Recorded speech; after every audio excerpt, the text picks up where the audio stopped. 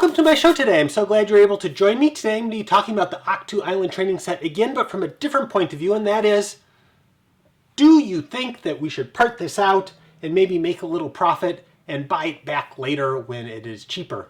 Well, I'm not sure. I first thought maybe that would be a good thing to do when I saw that the Luke and the Porg were almost the entire value of the set, and you got the substantial building, plus you had the Ray. It's like, maybe that's interesting.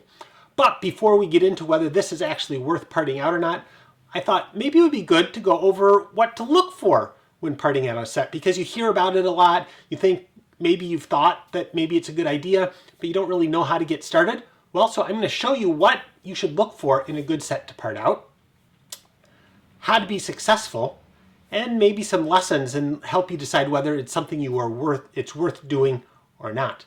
So the first thing before you decide if you're going to part something out is you need to decide, do you have enough time?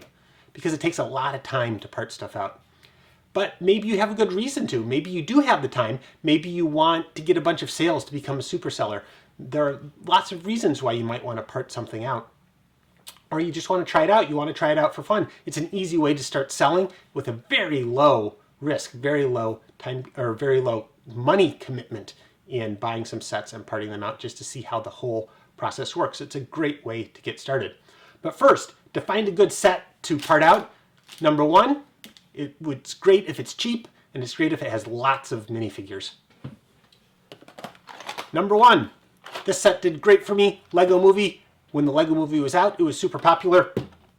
This set, $10. It has 1, 2, 3 minifigures in it, plus a very super angry kitty in it. But not only that, but really our micromanager here acts like a fourth minifigure. So it was cheap. It had a lot of minifigures in it. It was a good set to part out. Another good set to part out, also from the Lego Movie, because it had the Unikitty in it, which was the big, hot character from the Lego Movie right when it came out. Again, lots of minifigures. 4 minifigures in this $20 set, plus you could throw in the snail maybe as a 5th minifigure. Again, another good set to part out because it had lots of minifigures and it was relatively cheap. And of course, the thing that you really need, not just lots of minifigures, is you need a key minifigure or 2 key minifigures. And in this set, it was the Unikitty. In this set, it was the Super Angry Kitty. So you need that key figure that can get you the bulk of your money in one transaction. The other thing that's really key is to have the extra stuff be worth something. So in this set, in the Cloud Cuckoo City Palace set, it was not, that was not its strong point, because this extra stuff here just wasn't really worth that much. So it was sort of sold as a parts pack. But this one, here we go, this Cantina set had great extra stuff. So it had this, not only did it have a lot of minifigures, it had new and unique minifigures, a new Greedo. Biff musicians had never been printed before. So it had new minifigures. It had sought-after minifigures, plus it had a great big cantina, had a dewback, it had a land speeder. So all the pieces were significant. So this could actually be parted out into 1, 2, 3, 4, 5, 6, 7, 8, 9 different lots if you wanted to. Now I didn't actually, I grouped a few of these. The dewback and the sand trooper I often group together. The land speeder I'd sell with the Luke or with the Obi-Wan. I actually can't remember now. So I'd group those together. But you can see lots of stuff going on, lots of high value stuff that people maybe want just the bits and pieces. So look for sets with good extra stuff, good extra buildings, good extra creatures that make sure that it's not just the minifigures that you're going after.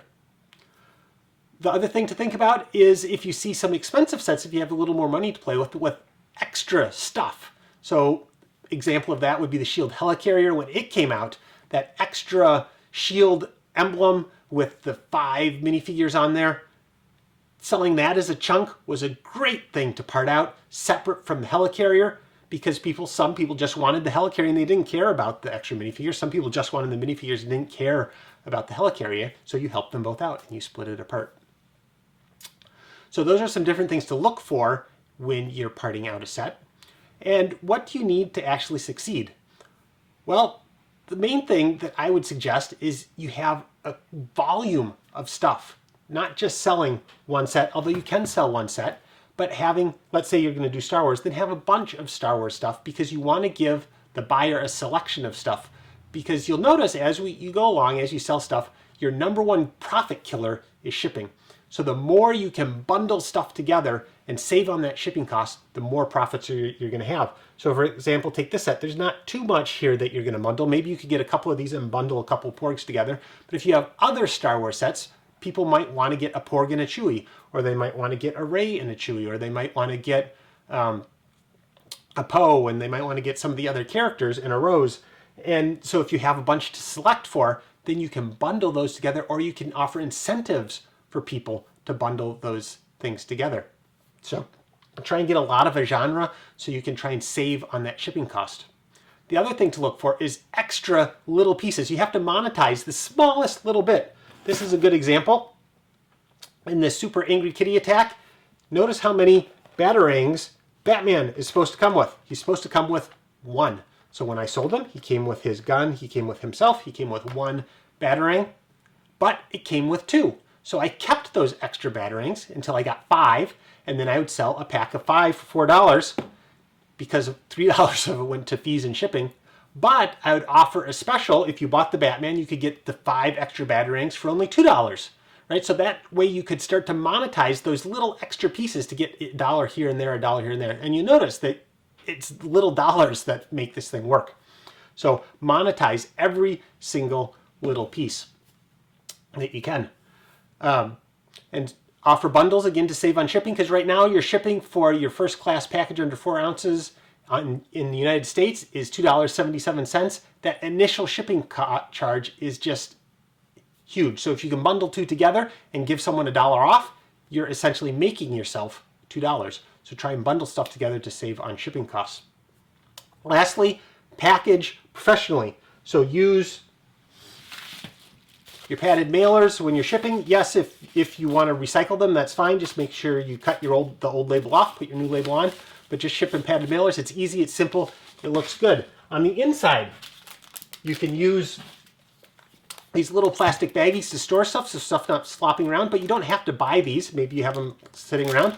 Using the Lego bags looks cool. I mean, it's perfectly acceptable, cool, professional way. Tape that thing up. You have it all secured inside of your envelope. So save these guys, reuse them. They look good.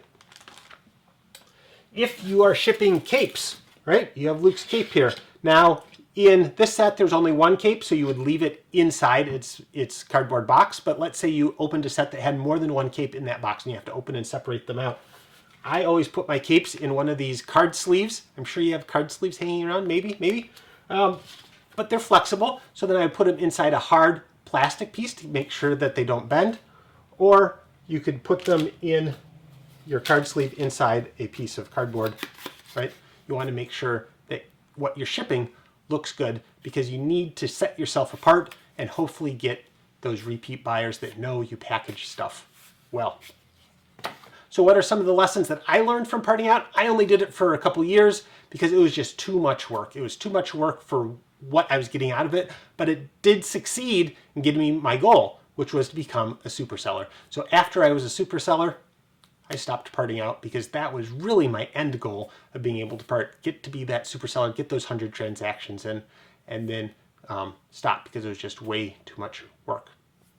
You have to be quick to market with sets. So right when they come out, like this set just has been out for a couple weeks now, came out January 1st, you have to be quick to get those sets to sell, because the longer you wait, the more the price goes down, unless they are really, really a key set. Like I was able to part this thing out forever just because there was so much value packed in here.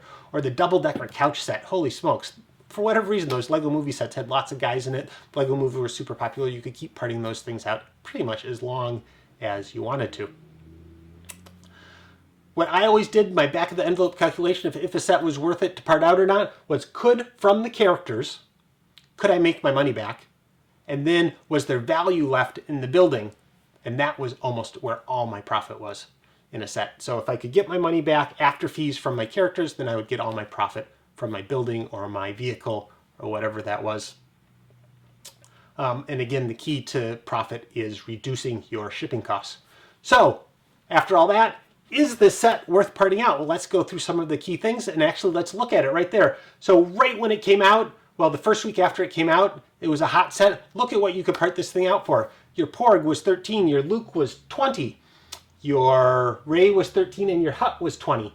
Those were some crazy prices, even after it had already been out a week. And after you take your fees and after you take all that sort of stuff out, you netted yourself $46 from a $30 set. That's pretty good, really, from a $30 set compared to just selling the sealed set for $40, which would net you much, much less. But again, lots of work. Well, what happened after a week? Well, let's look at it January 16th. A week later, you can see prices have already started to drop. So you have 13, 16, 12, and 17 for your different values, dropping your profit all the way down to $38. Right? So you've dropped $8 of profit. Your profit's been cut in half in just a week. And where do I expect this to stabilize at? I expect it honestly to stabilize at 10, 12, 7, and 15. I do think a lot of residual value will be left in the hut for people wanting to make collections. I could be wrong. But anyway, you get $25 of value out of that. So you can see you're below your retail cost, but hopefully you're getting it for much less than retail cost. Your buying is going to be key for this. But notice how you could actually still start to make money with this long term if you got some good bundling stuff together. What if you got a collection of 4 huts together and were able to charge a significant amount for that to save on that shipping cost? Or get a bunch of Porgs together, or bundle the Luke with someone else, or bundle the Ray with someone else, right? So you can start to think about how to bundle these things together to still eke some value out of that. But there is no doubt about it that it is a lot of work. So is this set really worth it to part out? Probably. That train has chugged away. That ship has sailed. There probably isn't too much value in parting this set out anymore, unless, again, you have some other motives for your parting out, like getting a lot of sales in, or you figured out a good way to do it. Are there people much better than parting it out than I was? I'm sure there are people who were much better at doing it than I was, who could even eke more value out of than I could. But it was just a lot of work. But if you just like doing it, then you should try it.